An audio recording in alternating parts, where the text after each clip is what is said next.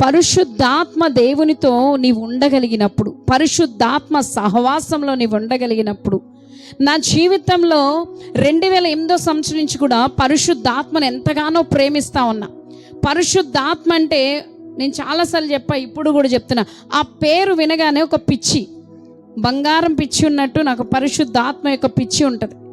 పరిశుద్ధాత్మ దేవుని గుణలక్షణాలు నీకు తెలిసినప్పుడు, పరిశుద్ధాత్మ నీలో ఉంటే నీకు విలువనిచ్చేవానిగా ఉంటుంది. చూడండి, ఎవరైనా ఎక్కువ గోల్డ్ వేసుకుని వెళ్తా ఉంటే అబ్బా ఈమె చాలా ధనవంతురాలు అంటారు. హల్లెలూయా. పరిశుద్ధాత్మ నీలో ఉంటే దైవికంగా నువ్వు ఎదుగుతున్నప్పుడు నీ గుణలక్షణాలు కూడా అదే రీతిగా కనబడతాయి. హల్లెలూయా. పరిశుద్ధాత్మ నీలో ఉన్నప్పుడు నీ యొక్క మాట తీరు మారుతుంది, నీ చూపు మారుతుంది, నీ పద్ధతి మారుతుంది. దేవుని పరిశుద్ధాత్మను మీకు మొన్న కూడా చెప్పా, పరిశుద్ధాత్మను దుఃఖపెట్టే వారికి ఇహమందే కాదు రాబోయే యుగంలో కూడా ఏం లేదు, క్షమాపణ లేదు. పాస్టర్ గారు లాస్ట్ మీరు చెప్పినప్పుడు కూడా పరిశుద్ధాత్మ గురించి చెప్పారు, ఇప్పుడు పరిశుద్ధాత్మ గురించి చెప్తున్నారంటే పౌలు గారు చెప్తున్న 14 పత్రికలో ఆత్మ గురించి ఖచ్చితంగా ఉన్నది. హల్లెలూయా. పరిశుద్ధాత్మ జన్మము ఎలా ఉంటుందంటే, పరిశుద్ధాత్మతో జన్మించిన వ్యక్తి లక్షణాలు ఏంటో తెలుసా? పాపాన్ని ముట్టలేరు, పాపపు మాటలు నోట రానివ్వలేరు, పాపపు ఆలోచనలు రానివ్వలేరు. ఒకవేళ వచ్చిన ప్రభా నన్ను క్షమించు, నా నోటి మాటలను క్షమించు ప్రభాని వెంటనే కన్ఫెస్ చేసి దాన్ని విరగొడతారు. చూడండి, ఎఫెసీయులకు రాసిన పత్రిక 4:26 29 ఉంటుంది, మీ నోట శుభవచనమే కానీ శాపవచనము రాకూడదు. నేను ఇవన్నిటికి కూడా ఒక క్యాప్షన్ ఇస్తాను. మనలో పరిశుద్ధాత్మ దేవుడు ఉంటే నీ మాట ఆశీర్వాదకరంగా ఉంటుంది, నీ చూపు ఆశీర్వాదకరంగా ఉంటుంది, నీ ఆలోచన ఆశీర్వాదకరంగా ఉంటుంది, నీవు నడిచే విధానము ఆశీర్వాదకరంగా ఉంటుంది. హల్లెలూయా. నీవు అడుగుపెట్టు స్థలమల్లా నీకు ఇస్తాను అంటున్నాడు దేవుడు. హల్లెలూయా. పరిశుద్ధాత్మ నీలో ఉన్నప్పుడు నీ మాటల్లో ఆశీర్వాదం ఉంటుంది, నీ చూపుల్లో ఆశీర్వాదం ఉంటుంది, నీవు నడిచే విధానంలో ఆశీర్వాదం ఉంటుంది. చాలామంది ఆశీర్వదించబడకపోవడానికి కారణం ఏంటంటే దేవుడు కాదు, మనమే. హల్లెలూయా. ఆశీర్వదించబోవడానికి ఆశీర్వాదం పొందే లోపల ఆగిపోతుంది, నువ్వు చేసినది అక్కడే సగంలో ఆగిపోతుందంటే నీవు ప్రయత్నం చేసి అక్కడితో ఆగిపోతున్నావు. దేవుని ప్రయత్నించేలా చెయ్యగలిగితే నువ్వు సక్సెస్ అవుతావు. హల్లెలూయా. యోహాను సువార్త 14:14 యేసుక్రీస్తు వారు మనకిస్తున్న కొన్ని సూచనలు పరిశుద్ధాత్మ దేవుడు యేసుక్రీస్తు వారి ద్వారా ప్రకటిస్తున్నారు. యేసుక్రీస్తు వారు అంటున్నారు శిష్యులన్నది కాదు కానీ ఈరోజు ఈ వాక్య లేఖనములు చదువుతున్నవారు, చదవడం వల్ల విన్నవారు, వాటిని వింటున్న వారు కూడా దేవుడు తెలియచేస్తున్న మాట ఏంటంటే, పరిశుద్ధాత్మ దేవుడు ఆదరణకర్త, తాను పంపబోవు పరిశుద్ధాత్మ దేవుని గురించి ఒక మాటలు చెప్తున్నారు. చూద్దాం ఒక్కసారి. యోహాను సువార్త 14:14 నా నామమున మీరు నన్నేమి అడిగినను నేను చేతును. చెప్పండి. మీరు నన్ను ప్రేమించిన ఎడల నా ఆజ్ఞలు గైకొందురు. కింద వచనం. నేను తండ్రిని వేడుకొందును, మీ వద్ద ఎల్లప్పుడూ నుండుటకై ఆయన వేరొక ఆదరణకర్తను అనగా సత్య స్వరూపియగు ఆత్మను మీకు అనుగ్రహించును. ఒక్కసారి చూడండి, యేసుక్రీస్తు వారు ఈ 12 వచనాలు కూడా శిష్యులతో మాట్లాడుతున్నారు. చాలా క్లుప్తంగా మాట్లాడుతూ ఉన్నారు. అది సంభాషించాలంటే 2-3 గంటలు పట్టేస్తుంది, అదంతా ధ్యానించాలంటే. కానీ ఇక్కడ చెప్తున్న మాట ఏంటంటే, నా నామమున మీరు నన్ను ఏమడిగినా నేను చేస్తానని చెప్తూ కిందకు వచ్చేటప్పటికి ఎవరైతే శిష్యులు దేవునితో అంటుగట్టబడ్డారో వారి గురించి చెప్తున్న మాట, మీరు నా నామమున ఏది అడిగినా నేను ఇస్తా. ఎవరైనా మీరు చూడండి, మీ స్నేహితులు కానీ బంధువులు కానీ, ఆఖరికి కన్న బిడ్డలు కూడా మనం చెప్పలేం ఏమని, నేను ఖచ్చితంగా నీ జీవితంలో ఇది ఇస్తా అది ఇస్తానని చెప్పలేం. బికాజ్ మనకు తెలీదు రేపు ఎలా ఉంటుందో, మనకి తెలీదు రేపు పరిస్థితి ఏంటో మనకి తెలీదు. కాబట్టి మనం అష్యూర్ ఇవ్వలేం, వాళ్ళకి హామీ ఇవ్వలేం. బట్ దేవుడు అంటున్నాడు, నా నామమున ఏమడిగినను మీకు చేస్తాను. కిందకు వస్తే ఒక మాట ఉంది, మీరు నన్ను ప్రేమించిన ఎడల నా ఆజ్ఞలు గైకుందురు, నేను తండ్రిని వేడుకుందును, మీ యొద్ద ఎల్లప్పుడూ నుండుటకు ఆయన వేరొక ఆదరణకర్త అనగా సత్య స్వరూపి ఆత్మను మీకు అనుగ్రహించును. హల్లెలూయా. యేసుక్రీస్తు వారు వెళ్ళక ముందు శిష్యులకు చెప్తున్న మాట ఏంటంటే, ఇదిగో ఆదరణకర్తను మీకు పంపిస్తాను, ఆయన సత్య స్వరూపి అయిన ఆత్మ అన్నాడు. హల్లెలూయా. యేసుక్రీస్తు వారు ఆదరణకర్త గురించి ఎందుకు అలా చెప్తున్నారంటే, అక్కడ ఖచ్చితంగా ఉంది, నా నామమున పంపబోవు ఆత్మ. హల్లెలూయా. యేసుక్రీస్తు వారు ఏ రీతిగా వెళ్ళారో అదే రీతిగా మనలో పరిశుద్ధాత్మ దేవునిగా సంచరిస్తున్నారు. హల్లెలూయా. ఈ లోకంలో మనం కష్టపడుతున్నామంటే యేసుక్రీస్తు వారి వల్ల కాదండి. ఒకవేళ క్రైస్తవ జీవితంలో ఉండి కూడా నువ్వు శ్రమ అనుభవిస్తున్నావంటే బికాజ్ అది క్రీస్తు వారి వల్ల కాదు, మన కష్టం వల్ల, మనం చేసే చెడు పనుల వల్ల, లేకపోతే ఇబ్బందుల వల్ల, లేకపోతే ఏదైనా ఇవ్వచ్చు. పాస్టర్ గారు చెడు పనులు అంటే ఏదేదో అనుకోవచ్చు. దేవునికి వ్యతిరేకం చేసి ఏదైనా దేవునికి వ్యతిరేకమే. హల్లెలూయా. దేవునికి వ్యతిరేకంగా ఒక్క పని చేసిన, అబద్ధమాడినా లేకపోతే దూషించిన ఏదన్నా అది దేవునికి వ్యతిరేకమైందే. ఇంకా నీవు క్రైస్తవ జీవితంలో ఉండి శ్రమ పడుతున్నావంటే క్రీస్తు వలన శ్రమ పడితే తండ్రిదే. అందుకే దేవుడు అంటాడు, కీడు చేసి శ్రమ అనుభవించుట కంటే మేలు చేసి శ్రమ అనుభవించుట మంచిది. హల్లెలూయా. మా జీవితాల్లో కీడు కన్నా మేలు చేసి శ్రమ అనుభవించడం అలవాటైపోయింది. దేవుడు ఆ మాటను గుర్తు చేస్తాడు. ఏంటి తెలుసా, అని నా కృప నీకు చాలు. హల్లెలూయా. అందుకే అక్కడ రాయబడిన మాట ఏంటి తెలుసా, అనగా సత్యస్వరూపి ఆత్మను మీకు అనుగ్రహిస్తాను, లోకం ఆయన చూడదు, ఆయన ఎరగదు గనుక ఆయన పొందనేరదు. లోకం ఆయన చూడలేదు, లోకం ఆయన తెలుసుకోలేదు, అందుకే లోకం ఆయన పొందలేదు. నీవు దేవుని తెలుసుకున్నావు గనుక, దేవుని క్రియలను నువ్వు తెలుసుకున్నావు గనుక, దేవుని గుణలక్షణాలు నువ్వు తెలుసుకున్నావు గనుక నీవు పొందగలవు. హల్లెలూయా. పొందేరా, పొందాలా? ఏమండి, ఇంకా మీకు ఉండే కొలది కూడా డెప్త్గా తీసుకెళ్తా. అందుకే చిన్న చిన్న పాయింట్సే చెప్తున్నా, ఒకేసారి పరిశుద్ధాత్మ గురించి చెప్తే అర్థం కాదు. పరిశుద్ధాత్మ అనేది ఈ ఎండింగ్ డేస్లో చాలా ప్రాముఖ్యమైనది. నేను ఏది చేయలేను, పరిశుద్ధాత్మ లేకుండా నేనేమీ చేయలేను నాకు అర్థం చేసుకున్నాను. అందుకే మనుషుల సాంగత్యము కన్నా, మనుషుల సన్నిహితం కన్నా, మనుషుల ప్రేమ కన్నా ఈ దేవుని ప్రేమలో ఎదగాలనే ఆశతో బ్రతకాలనిపిస్తుంది. హల్లెలూయా. ఎందుకో తెలుసా, ఈ లోక స్నేహము దేవునితో వైరము. ఈ లోక స్నేహము దేవునితో వైరము. ఖచ్చితంగా వాక్యము సెలవిస్తుంది.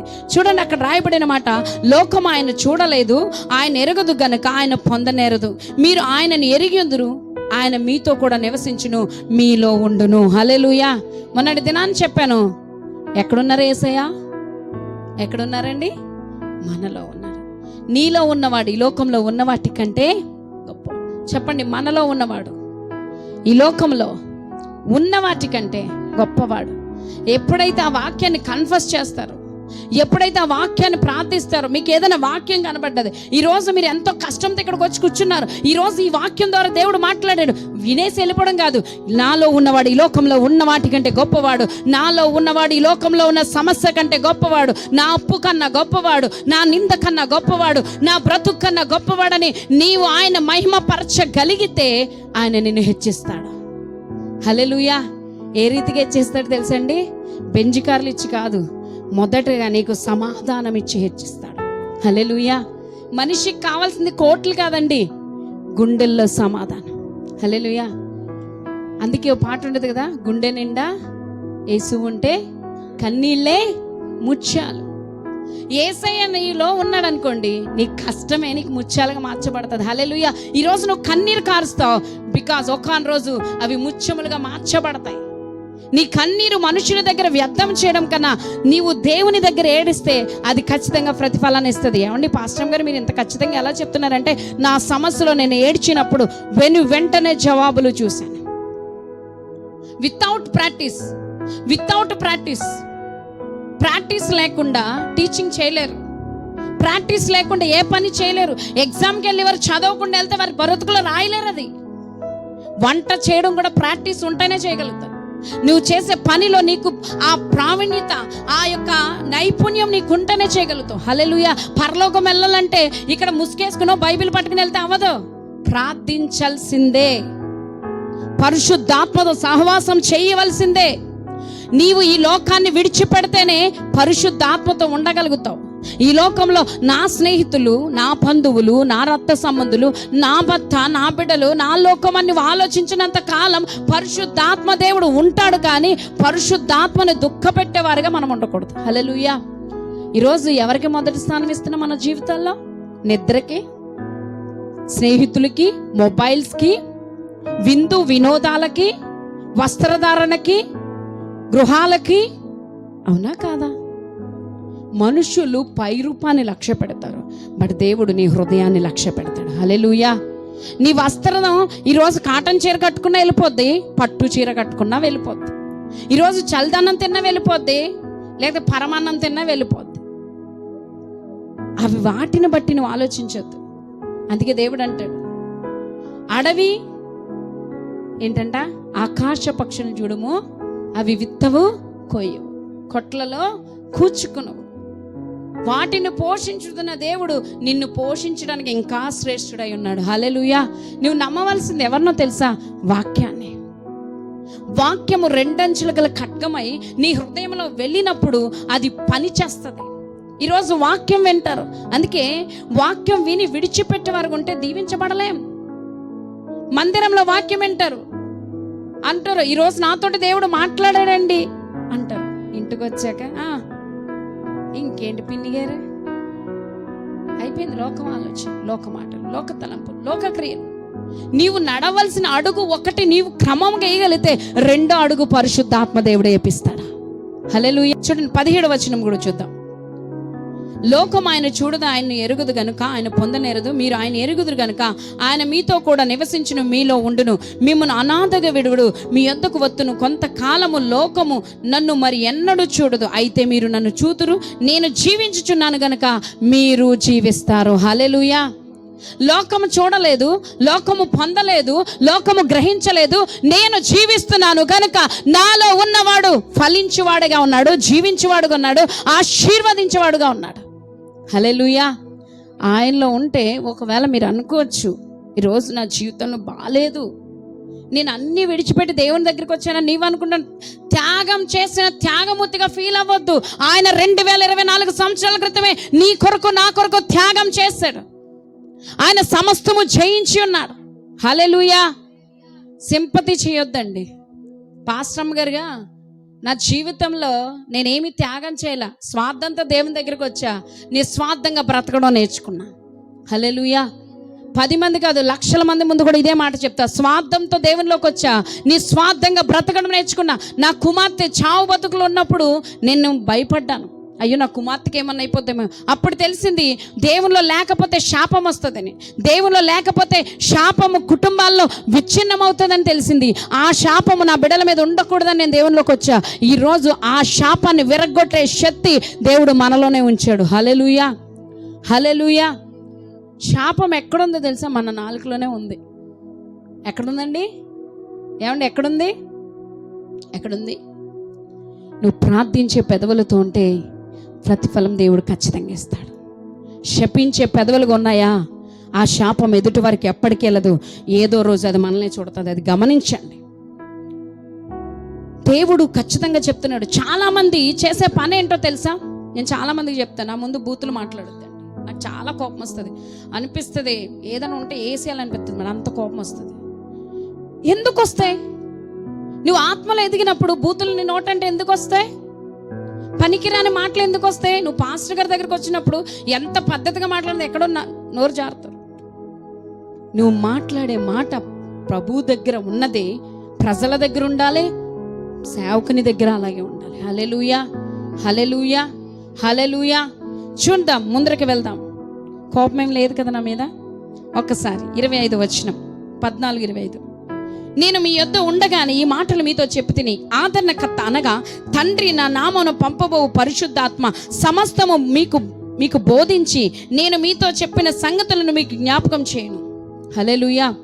నా నామమున పంపబోవు పరిశుద్ధాత్మ.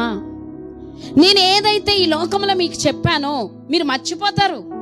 అందుకే మీకు బోధించడానికి, మీకు తెలియచేయడానికి, మీకు గుర్తు చేయడానికి నా నామమున పంపుతున్న పరిశుద్ధాత్మ నీలో ముద్రించబడి ఉన్నది. చూడండి, మత్తయి సువార్త 10:20 అనుకుంటా ఒక మాట ఉంటుంది, తండ్రి ఆత్మ మీలో ఉండి మాట్లాడుతుంది కానీ మాట్లాడువారు మీరు కారు. ఇది నాకు మాట్లాడడం రాదు, నాకు వాక్యం చెప్పడం రాదు, వాక్యం చదవడం కూడా రాదు, నాకు సరిగ్గా ఏమీ రాదు నాకు. ఎందుకంటే నా కుటుంబ జీవితం నన్ను కృంగదీసేసింది, నా నాలెడ్జ్ని అంతా పోగొట్టేసింది. నేను చదువుకునే 4th క్లాస్లో 7th క్లాస్ లెసన్లు చదివేదాన్ని. నేను అంత నాలెడ్జ్ ఉండేది నాకు. మా టీచర్స్, మా ట్యూషన్ టీచర్స్ వాళ్ళు అనేవారు, 7th క్లాస్ పబ్లిక్ రాయించేద్దాం ఈ అమ్మాయితో అనేవారు. అంతగా చదివేదాన్ని. నా తల్లిదండ్రులను చూసి నా లైఫ్లో అన్నీ కొలాప్స్ అయిపోయా. చదువు లేదు, జీవితం విరక్తి పుట్టేసింది. అప్పుడే అంత బ్రతుకు ఆ రీతిగా ఉన్న నన్ను దేవుడు నిలబెట్టాడు. అందుకే ఈరోజు నా బ్రతుకుట క్రీస్తు, చావైతే లాభం. ఖచ్చితంగా చెప్తున్న ఈ మాట, ఖచ్చితంగా ఏదైనా విడిచిపెడతా, ఎందాకైనా వెళ్తా, దేవుని విడిచిపెట్టను. ఒకవేళ నా బంధువులను విడిచిపెట్టిన, నా కుటుంబం నన్ను విడిచిపెట్టిన, ఎవరు విడిచిపెట్ట నాకు అనవసరం. నా దేవునితో నేను బ్రతకగలిగినప్పుడు నా ద్వారా దేవుడు ఏది చేయాలో అది చేస్తాడు. హల్లెలూయా. సేవకులు ఉట్టినే వచ్చేకూడదండి, తీర్మానం ఉండాలి. సేవకులు ఖచ్చితంగా చావునకు భయపడకుండా ఉండాలి. హల్లెలూయా, హల్లెలూయా. మాత్మీయ తల్లి చెప్తున్నారు, 2024లో నువ్వు సిద్ధపడితే చావునకు ఎదురయ్యే రోజు రాబోతుంది, చచ్చిపోయే రోజు రాబోతుంది. నువ్వు దానికి సిద్ధమై ఉంటే దేవుని ప్రకటించు. ఈరోజు విరివిరిగా సువార్త ప్రకటించబడుతుంది. ఒకాన రోజు వస్తుంది, అది రాబోతుంది, వచ్చే ఉన్నది. అప్పుడు ప్రకటించడానికి ఏమీ ఉండదు. గుండెలు బాదుకుని నేను ఇంకా దేవుళ్ళు ఎదుగుతున్నానని చెప్పుకుంటున్నావేమో, కానీ ఇదే రక్షణ దినం, ఇదే అనుకూల సమయం. అడుగు, పరిశుద్ధాత్ముడా నీవు నాలో ఉండని అడుగు. పరిశుద్ధాత్ముడా నీ సన్నిధి సమాధానం నాకు కావాలని అడుగు. పరిశుద్ధాత్ముడా నీ నడిపింపు నాకు కావాలని అడుగు. అందుకే ఆయన అంటున్నాడు, లోకము చూడదు, లోకము పొందనేరదు. లోకముకు తెలియదు పరిశుద్ధాత్మ దేవుడు, లోకముకు తెలియదు పరిశుద్ధాత్మ యొక్క శక్తి, లోకముకు తెలియదు పరిశుద్ధాత్మ యొక్క వాక్యము. నీకు తెలుసు, కానీ నువ్వు పక్కన పెడుతున్నావేమో. నీకు తెలిసే నువ్వు పక్కన పెడుతున్నావేమో. ఒక్క రోజు వస్తుంది, ఏడ్చే రోజు. ఆ రోజు రాకముందే రిమెంబర్ దాట్. పరిశుద్ధాత్మ దేవుని సహాయం అడగండి. చాలా మందితో దేవుడు మాట్లాడుతూ ఉంటాడు. ప్రతిరోజు కూడా దేవుణ్ణి అడుగుతూ ఉంటాను, పరిశుద్ధాత్ముడా నా జీవితంలో సమయం వృధా అవుతుందేమంటే, ఈరోజు కూడా నా ఆత్మీయ తండ్రి రాసిన బుక్ ద్వారా దేవుడు మాట్లాడుతున్నాడు, నీవు నిలిచి ఉండు, నేను నిన్ను సాక్షిగా నిలబెడతా. హల్లెలూయా. ఈ కాలులో చేయాలని ఆశ కాదండి, నా కాళ్ళు పరిగెట్టినంత వరకు నేను పరిగెట్టాలి, అది నా ఆశ. ఈ కాలులో సువార్త చెప్పకుండా తిరగాలని ఆశ కాదు. నశించిపోయే గొర్రెల యొద్దకు వెళ్ళడమే నిజమైన కాపరి లక్షణం. హల్లెలూయా, హల్లెలూయా. పరిశుద్ధాత్మ దేవుడు నీలో ఉంటే రగిలితావు. పరిశుద్ధాత్మ దేవుడు ఉంటే మా ప్రార్థన చెయ్యి అని చెప్పక్కర్లా, అమ్మ వాక్యం చదువు అని చెప్పక్కర్లా, అమ్మ నువ్వు ప్రార్థనకి రా అని చెప్పక్కర్లా. నీలో ఉన్న పరిశుద్ధాత్మ దేవుడు నిన్ను ఇంటిలో నిలవనివ్వడు. ఎందుకో తెలుసా? సర్వ సత్యములో నిన్ను నడిపించే పరిశుద్ధాత్మ దేవుడు నీలోనే నివసిస్తున్నాడు. హల్లెలూయా. ఆదివారం మందిరం తప్పించి అన్నిటికీ లీవ్ ఉంటుంది. హల్లెలూయా, హల్లెలూయా, హల్లెలూయా. 7 రోజుల్లో 6 రోజులే నీది, ఒక్కరోజు దేవునిది. గుర్తుపెట్టుకో, నువ్వు 7వ రోజు వేసే డబ్బులు సంచి చిల్లుంటది. ఆ సంచికి ఏముంటది చెప్పండి? హాస్పిటల్కి వెళ్తే స్కానింగ్ అంటారు, ఎంఆర్ఐ అంటారు. స్వస్థపరచు దేవుడను నేనే అంటున్నాడు. ఆయన పొందిన గాయముల ద్వారా స్వస్థత అన్నాడు 1 పేతురు 2:24లో. ఆయన పొందిన గాయం ద్వారా స్వస్థత. నీలో పరిశుద్ధాత్మ దేవుడు ఉంటే లోకం పొందలేదు, లోకము చూడలేదు, లోకం ఆలోచించదు. నీవు ఆలోచిస్తున్నావా పరిశుద్ధాత్మ దేవుని కోసం? నీవు గ్రహించగలుగుతున్నావా పరిశుద్ధాత్మ దేవుని కోసం? అందరిలాగా వాక్యం వినేస్తున్నావు, అందరిలాగా ప్రార్థనకు వస్తున్నావు, వెళ్ళిపోతున్నావు. లేదా లోపల నేను చచ్చిపోతే ఎక్కడికి వెళ్తా? చచ్చిపోతే నేను ఎక్కడికి వెళ్తా? పరలోకం వెళ్తానా? ఎప్పుడైనా ఆలోచించారా? ఏ రోజన్నా? నేను మధ్యాహ్నం ఆలోచిస్తా ఉన్నా, నేను చచ్చిపోతే నీ దగ్గరికి వస్తానా? ఇంకా నాలో ఏమి మారాలి అవి చెప్పు, మార్చుకుంటాను. టెర్రస్ మీదకి వెళ్ళి ఏడుస్తున్నా, నేను చచ్చిపోతే నీ దగ్గరికి వచ్చేయాలి. కనీసం నిన్ను దూరం నుంచైనా నేను చూడాలా? దగ్గరికి వచ్చే అర్హత నాకు లేదు, నా కుటుంబ బ్యాక్గ్రౌండ్ అలాంటిది కాదు. దూరం నుంచైనా నేను చూడాలి. దానికోసం నా జీవితంలో 33.5 సంవత్సరాలకి నా జీవితాన్ని ముగించారు. ఇంకా నా జీవితంలో రాకపోయినా త్వరగానే నేను దేవుని దగ్గరికి వెళ్ళాలని ఆశతో బతుకుతున్నా. హల్లెలూయా, హల్లెలూయా. ఎందుకో తెలుసా? ఈ లోక పాపిష్టి జీవితంలో ఎక్కడికి వెళ్ళినా టెన్షన్సే, ఎక్కడికి వెళ్ళినా ఎమోషన్సే, ఎక్కడికి వెళ్ళినా ఏదో ఒక రకమైన బాధ కనిపిస్తుంది. నాకు అనిపిస్తుంది ఒక్కొక్కరిని చూస్తే. నేను కూడా చాలా కాలం అనుకునేదాన్ని, ఎందుకు నా జీవితంలో అన్నీ ఉండి కూడా నేను ఎందుకు ఇలా తయారవుతున్నా? ఏం తక్కువని? తన్ను తాను రిత్తునుగా చేసుకోగలిగితే దేవుడు ఖచ్చితంగా నీ జీవితంలో జరగవలసిన కార్యములన్నీ ఆయన చేస్తాడు. హల్లెలూయా, నీవెంతసేపు నీ బిడ్డల చేతులు, నీ భర్త చేయి, నీ కుటుంబ పరిస్థితి నువ్వే పట్టుకుని ఉంటే ఆయన ఎప్పుడు పట్టుకోగలుగుతాడు? నువ్వు వదిలితే, ఆయన పాదాల దగ్గర పెడితే ఆయన పట్టుకుంటాడు. నువ్వు విడిచిపెట్టు, ఆయన పట్టుకుంటాడు. ఒక స్త్రీగా ప్రార్థించగలుగుతున్నావా? ఒక స్త్రీగా నడుము కట్టుకోగలుగుతున్నావా? ఒక స్త్రీగా నీవు ఏ కార్యములు చేస్తున్నావో అదే కార్యములు మన కుటుంబంలో వస్తాయని గమనించగలుగుతున్నావా? ఒకవేళ వివాహం కాని వారైతే వివాహం జరిగిన తర్వాత అదే పరిస్థితులు ఎదుర్కోవాల్సి వస్తుంది. అందుకే దేవుని సహాయం అడగాలి. హల్లెలూయా. చూద్దాం, ఒక్కసారి కిందకి వెళ్దాం. 16-13 అండి. యోహాను సువార్త 16:13. అయితే ఆయన అనగా సత్యస్వరూపి అయిన ఆత్మ వచ్చినప్పుడు మిమ్మును సర్వసత్యములోనికి నడిపించును. ఆయన తనంతట తానే ఏమీ బోధింపక వేటిని వినునో వాటిని బోధించి సంభవింపబోవు సంగతులను మీకు తెలియజేయను. చాలండి. అయితే అనగా సత్యస్వరూపి ఆత్మ వచ్చినప్పుడు మిమ్మల్ని సర్వసత్యములోకి నడిపించి ఆయన తానంతట తాను ఏమి బోధింపక వేటి వినిన వాటిని బోధించు సంగతులను బోధించి సంభవింపబో సంగతులను మీకు తెలియజేస్తారు. సర్వసత్యంలో ఉన్నవారికి సంభవింపబోవు సంగతులు తెలుస్తాయి. హల్లెలూయా, హల్లెలూయా. ఈ లోకమంతా అనుకుంటది, అబ్బా మంచిగా ఉంది, అంత ప్రశాంతంగా ఉంది. తెలుసా మీకు క్రైస్తవ జీవితాలు ఏం జరుగుతున్నాయో? పక్క రాష్ట్రంలో చితక్కొట్టేశారు చిన్న పిల్లలతో సహా. ఎంత దారుణంగా ఉన్నాయో తెలుసా? మనకు మనమే పోటీ, మనకు లేదు సాటి అని బ్రతుకుతున్నాం. కానీ ఒకసారి గమనించు, ఒక క్రైస్తవురాలుగా, ఒక క్రీస్తు కలిగిన బిడ్డగా నీవు క్రీస్తుతో ఉన్నావా? క్రీస్తు బిడ్డగా చెప్పుకుంటూ పేరు మాత్రము ఏదో నామకార్థంగా పెట్టుకుని దానికి ఆపోజిట్గా ఉన్నావా? ఒక విషయం గమనించండి, పరిశుద్ధాత్మ ఉంటే నువ్వు పాపం చేయలేవు. మరి ఒక్కసారి చెప్తున్నా, పరిశుద్ధాత్మ ఉంటే నీ నోట శాపవచనాలు రావు, నీ నోట బూతులు రావు, నీ నోట భయంకరమైన చెడు మాటలు రావు. నీ నోట శుభవచనం వస్తుంది కానీ శాపవచనము రాదు. నువ్వు పక్క వారిని చూసినా మాట్లాడలేవు, ఎదుటి వారిని చూసినా మాట్లాడలేవు, ఎవరిని చూసినా మాట్లాడవు. Because you have spirit, the lord spirit upon you. పరిశుద్ధాత్మ యొక్క శక్తి నీ మీద ఉంటుంది. హల్లెలూయా. సత్యములోకి నడిపించబడాలంటే పరిశుద్ధాత్మ దేవుని సహాయం కావాలి.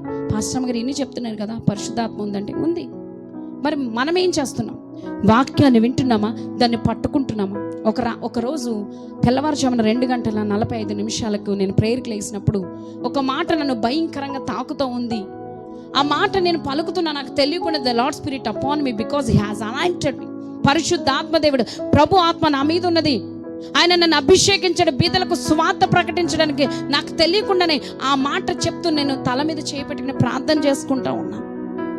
కొన్ని దినాల తర్వాత అర్థమైంది వాక్యాన్ని ఆ రీతిగానే ప్రార్థించాలని. హల్లెలూయా. ముందే దేవుడు బోధించాడు, నాకు అర్థం కాల. నా ఆత్మీయ తల్లిదండ్రుల ద్వారా మళ్ళీ నేను తెలుసుకున్నది ఏంటంటే, వాక్యాన్ని నువ్వు ఎత్తపట్టగలిగితే దేవుడు అంటున్నాడు, నిన్ను విడువను ఎడబాయనని వాగ్దానం చేస్తున్నాడు. వాగ్దానం చేసిన వాడు నమ్మదగిన వాడే. మరి ఎంతవరకు ఆ వాగ్దానాన్ని నువ్వు ఎత్తిపట్టి ప్రార్థన చేయగలుగుతున్నావు? నీ సమస్యలు ఎత్తిపట్టి ప్రార్థన చేస్తావు, నీ కష్టాలను ఎత్తిపట్టి ప్రార్థన చేస్తావు, నేను ఎప్పుడో గతంలో తిట్టిన వారి కోసం ప్రార్థన చేస్తావు, గతంలో నేను బాధ పెట్టిన వారి కోసం ప్రార్థన చేస్తావు, రాబోయే సంగతుల కోసం అడుగుతూ ఉంటావు. మరి దేవుని కోసం ఎప్పుడు అడుగుతున్నావు? ఎప్పుడు నీ పరిస్థితులు మార్చుకోగలుగుతున్నావు? హల్లెలూయా. వాక్యము నీ యొద్దన, నీ నోటన, నీ హృదయంలో ఉండాలి. వాక్యం ఎక్కడ ఉండాలండి? అప్పుడు పరిశుద్ధాత్మ దేవుడు ఖచ్చితంగా పని చేస్తాడు. పరిశుద్ధాత్మ దేవుడు లేకుండా, ఆత్మ లేనివాడు నా వాడు ఏమండి ఏంటంట? చూడండి, రోమీయులకు రాసిన పత్రిక 8:10 ఎక్కడో ఉంటుంది అన్నమాట. చూద్దాం ఒకసారి. రోమీయులకు రాసిన పత్రిక 8 క్రీస్తు మీలో ఉన్న ఎడల 9 దేవుని ఆత్మ మీలో నివసించి ఉన్న ఎడల మీరు ఆత్మ స్వభావము గలవారే కాని చదివండి, దేవుని గలవారే గాని శరీర స్వభావం గలవారు కాదు. ఎవడైనా క్రీస్తు ఆత్మ లేని వాడైతే వాడైన వాడు కాడు. హల్లెలూయా, హల్లెలూయా. ఎవడైనను క్రీస్తు ఆత్మ లేని వాడైతే ఏంటంట? వాడు. ఇప్పుడు చెప్పండి, నేను యేసయ్య బిడ్డనండి, మా తాతల క్రైస్తవులండి. దేవుడు ఖచ్చితంగా చెప్తున్నమాట. అపోస్తలుడైన పౌలు ద్వారా రోమీయులకు రాసిన పత్రిక 8 మొత్తం చదవండి. ఆత్మానుసారంగా నడుచుకున్నాడు, అప్పుడు శరీరేచ్ఛలను విడిచిపెడతారు. ఆత్మ శరీరమునకు, శరీరం ఆత్మకు విరోధముగా అపేక్షిస్తుంది. మీరు ఆత్మతో జీవించిన యెడల శరీర క్రియలను విడిచిపెడతారు. శరీరం గురించి ఖచ్చితంగా రాయబడి ఉన్నది. నిద్రపోవాలనిపిస్తే తెల్లవారుజామున, కానీ దేవుడు చెప్తాడు రైజ్ అప్, ప్రే చేయి. రాత్రి 1 గంట పడుకున్న తెల్లవారుజాము 4 గంటలు లేపుతాడు దేవుడు. ఎందుకో తెలుసా? సమస్య రాబోతున్నప్పుడు ముందుగానే నేను హెచ్చరిస్తాడు. నా జీవితంలో ప్రతిసారి నేను అది గమనిస్తా ఉన్నా. ఎప్పుడైతే సమస్య రాబోతుందో ముందుగానే దేవుడు నన్ను లేపుతూ నేను గమనించాను.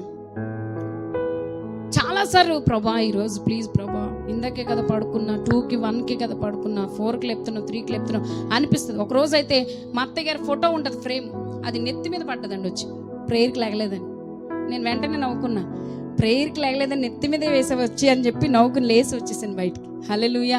నిజమండి, పరిశుద్ధాత్మ దేవుని సహాయం అడిగితే చాలామందికి ఇక్కడ ఉన్న పిల్లలకు తెలుసు, నేను వంట చేసినప్పుడు ఎవరిని హెల్ప్ అడుగుతాను. నేను చేసే ప్రతి పనిలో పరిశుద్ధాత్మ దేవుడు సహాయం కావాలి నాకు. హోలీ స్పిరిట్. ఇప్పుడు ఇదంతా చూస్తున్నారు కదా, ఇది మా ప్లాన్ కాదండి. పరిశుద్ధాత్మ దేవుడిని అడుగుతాం, ప్రభా ఏం చేయాలి, ఇది ఎలా కట్టాలి, ఇది ఎక్కడ పెట్టాలి, ఏం చేయాలి. మాకున్నవేవి కూడా మాయ కాదు, దేవుడిచ్చినవే. హల్లెలూయా. ఈరోజు నీకు సహాయం కావాల్సింది ఎక్కడి నుంచో తెలుసా? మనుషుల దగ్గర నుంచి కాదు. నీకు కావాల్సిన సహాయం ఎక్కడి నుంచి వస్తుందో తెలుసా? నీ లోకంలో ఉన్న ధనవంతుల దగ్గర నుంచి కాదు, ధనవంతుడికే ధనవంతులైన దేవుని దగ్గర నుంచి నీకు సహాయం వస్తుంది. హల్లెలూయా. కొండలు తట్టు నా కనులెత్తుచున్నాను, ఎక్కడ నుండి నాకు సహాయం వస్తుందంటే యెహోవా వలన నాకు సహాయము ఎక్కడి నుంచి రావాలి? విశ్వాస జీవితంలో నీవు కొండల తట్టు కన్నులెత్తడం అంటే ఏంటి తెలుసా? కొండ అన్నది నీకు వ్యతిరేకంగా ఉంటుంది. కొండ అన్నది నువ్వు తీయలేవు, కొండ అనేది నువ్వు భరించలేవు. కానీ కొండల తట్టు కాదు, ఎక్కడెత్తలే దేవుని తట్టు నువ్వు ఎత్తగలిగితే, హల్లెలూయా, దేవుని తట్టు నువ్వు నడవగలిగితే, దేవుని తట్టు నువ్వు ఉండగలిగితే ఖచ్చితంగా దేవుడు కార్యము చేస్తాడు. ఒక్కసారి కిందకి వెళ్దాం. చూడండి, సత్యస్వరూపి ఆత్మ వచ్చినప్పుడు ఒకసారి మరొకసారి 16 యోహాను 16:13 అయితే ఆయన అనగా సత్యస్వరూపిని ఆత్మ వచ్చినప్పుడు మిమ్మల్ని సర్వసత్యములోనికి నడిపించును. సర్వసత్యములోనికి నడిపిస్తుంది. సర్వసత్యంలో నడిపించడం అంటే అర్థం ఏంటో తెలుసండి?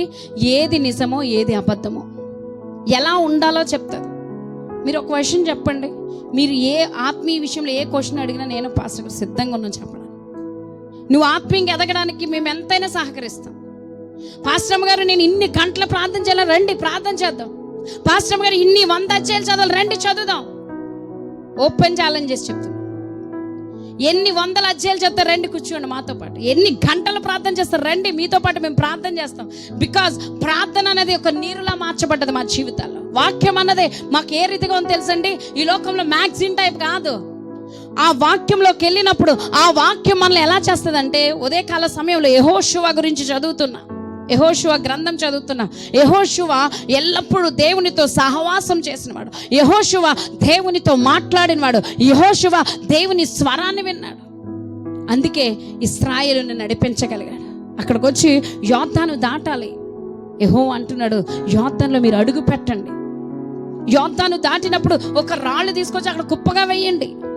ఇది ప్రతిదీ కూడా మీకు సాక్ష్యంగా ఉంచుతాం. హల్లెలూయా, హల్లెలూయా. నేటికి కూడా ఆ రాళ్ళకు పక్కడే ఉందంట. హల్లెలూయా. నాకు నిజంగా బైబిల్ చదివితే చాలా ఆశ్చర్యకరమైన విషయాలు వినబడుతూ ఉంటాయి, కనబడుతున్నట్టు అనిపిస్తాయి. హల్లెలూయా. కానీ నీ వాక్యాన్ని నిజంగా నమ్మగలిగితే 30 దీవించడం కాదు, 60 కాదు, 100 దీవించబడతావు. హల్లెలూయా. ఎందుకు 100 ఆశీర్వాదం రావట్లా? ఇల్లు కొనగానే నీ ఆశీర్వాదం ఎందుకు ఆగిపోతుంది? పెళ్లి చేయగానే ఆశీర్వాదం ఎందుకు ఆగిపోతుంది? గర్భంలోంచి ఒక కుమారుడు కుమార్తె రాగానే ఆశీర్వాదం ఎందుకు ఆగిపోతుంది? నువ్వు అడిగింది ఇచ్చిన వెంటనే ఎందుకు ఆగిపోతుంది తెలుసా? ఇచ్చినప్పుడు ప్రాధేయపడుతున్నావు, ఇచ్చిన తర్వాత సంతోషంతో ఈ లోకంలో నీవు కూడా సంతోషిస్తున్నావు.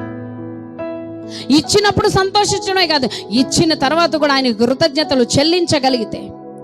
హల్లెలూయా, హల్లెలూయా. చాలాసార్లు చెప్పా, దేవునితో సంబంధం ఎలాంటిది అంటే భార్యాభర్తల సంబంధం లాంటిది. మాట్లాడదు మొహాలు పక్కకి వెళ్తాయి, అవునా? అలాగే దేవుడు కూడా అంతే. నువ్వు మాట్లాడకపోతే ఆయన మొహం పక్కకు పెట్టుకోవచ్చు. నువ్వు మాట్లాడే విధానంలో, నువ్వు ప్రార్థించే విధానంలో ఎలా ఉండాలంటే భక్తిగా కాదు కానీ శ్రద్ధ కలిగి ఉండాలి. హల్లెలూయా. చూద్దాం ఒక్కసారి 1 యోహాను పత్రిక 2:1 మన బలహీనతలను చూసి ఎవరు ప్రార్థన చేస్తున్నారంటండి? చెప్పండి. అటువలి ఆత్మ మన బలహీనతలను చూసి సహాయం చేస్తున్నాడు. ఎలానగా మనం యుత్తముగా ఎలాగూ ప్రార్థన చేయవలో మనకు తెలియదు, కానీ ఉచ్చరింప సఖ్యము కాని మూలుగులతో ఆత్మ తానే మన పక్షమున విజ్ఞాపన చేయుచున్నాడు. హల్లెలూయా. ఉచ్చరింప సఖ్యము కాని మూలుగులతో పరిశుద్ధాత్మ దేవుడు మన పక్షాన విజ్ఞాపన చేయబోతున్నాడు, విజ్ఞాపన చేస్తున్నాడు. మరి నీవు ఆ పరిశుద్ధాత్మతో ఏ రీతిగా అంటగట్టబడుతున్నావు? పరిశుద్ధాత్మ దేవునితో నువ్వు ఏ రీతిగా సహవాసం చేయగలుగుతున్నావు? పరిశుద్ధాత్మ దేవునితో ఎంతవరకు నువ్వు కట్టబడుతున్నావు అన్నది ఒకసారి గమనించండి. ఈ రోజుల్లో పరిశుద్ధాత్మ అంటే ఆరాధన చేసినప్పుడు చప్పట్లు కొట్టేయడం, గంతులేసేయడం, 2 ముక్కలు భాషలు మాట్లాడడం అనేది కాదు. పరిశుద్ధాత్మ వచ్చిన వాళ్ళు ఏ రీతిగా ఉంటారు చెప్పనా? ఇంకొక అవకాశం ఇవ్వండి, ఒక వచనం చూపిస్తాను. 1 కొరింథీ 13వ అధ్యాయంలో 4వ వచనం చూడండి. ప్రేమ దీర్ఘకాలము సహించును, దయ చూపించును. అక్కడ ప్రేమ అన్న చోట పరిశుద్ధాత్మని పెట్టుకోండి. హల్లెలూయా, హల్లెలూయా. అర్థమైంది నేను చెప్పింది? ప్రేమ డంబంగా ప్రవర్తించదు. పరిశుద్ధాత్మ దీర్ఘకాలము సహించును, పరిశుద్ధాత్మ దీర్ఘకాలము సహించదే, దయ చూపించును.